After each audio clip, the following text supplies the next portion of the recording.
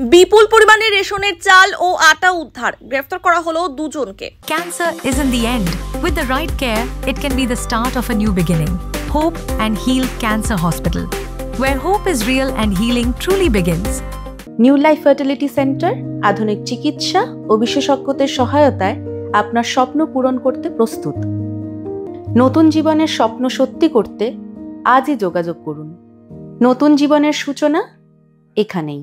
রবিবার রাতে বেলাকোবা পুলিশ ফাঁড়ির ওসি অরিজিৎ কুন্ডুর নেতৃত্বে বেলাকোবায় অভিযান চালিয়ে একটি পিকআপ ভ্যান আটক করে পুলিশ।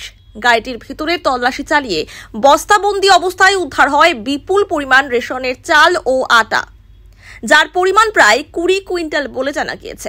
এই ঘটনায় দুজনকে গ্রেফতার করেছে পুলিশ। ধৃতরা দুজনেই রাজগঞ্জ এলাকার বাসিন্দা। পুলিশ সূত্রে জানা গিয়েছে, ধৃতরা উদ্ধার হওয়া রেশন সামগ্রীর কোনো বৈধ কাগজপত্র দেখাতে পারেনি, ফলে সমস্ত চাল ও আটা বাজেয়াপ্ত করা হয়েছে। সোমবার ধৃত দুজনকে জলপাইগুড়ি জেলা আদালতে তোলা হবে।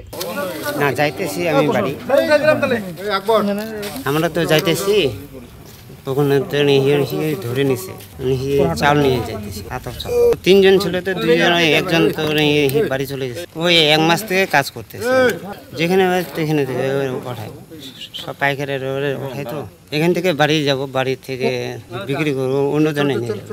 হ্যাঁ, রেশন আমরা কিনে নিতাম, লোক ব্যস্ত, আমরা কিনে নিতাম। এটা কি কিনতে পারেন আপনারা? পাবলিক বেসে এখন খায় না, এখন তো কিনি না। রেশনের লাইসেন্স নাই, কিন্তু এমনি লাইসেন্স আছে, দোকানের লাইসেন্স ফাইসেন্স এগুলো আছে। আসি দেখতে আসি এখন। না না, ছেলে আছে তো আসতেই হবে। না না, এই যে কয়েক বছর হলো। এবার মনে করেন যে লোক যদি না খায়, লোক আদর চাল কে খায়? এখন তো আমরা, ওরা খায় না বলে তো আমরা কিন্তু আমরা বেশি 2-4 না বছর লাভ হয়। হ্যাঁ, একটা পিকআপ গাড়িতে দেখা হলো রেশনের চাল, আটা। তো ওরা সাধারণত পুলিশ ধরলো, আমরা চোখের সামনে দেখলাম।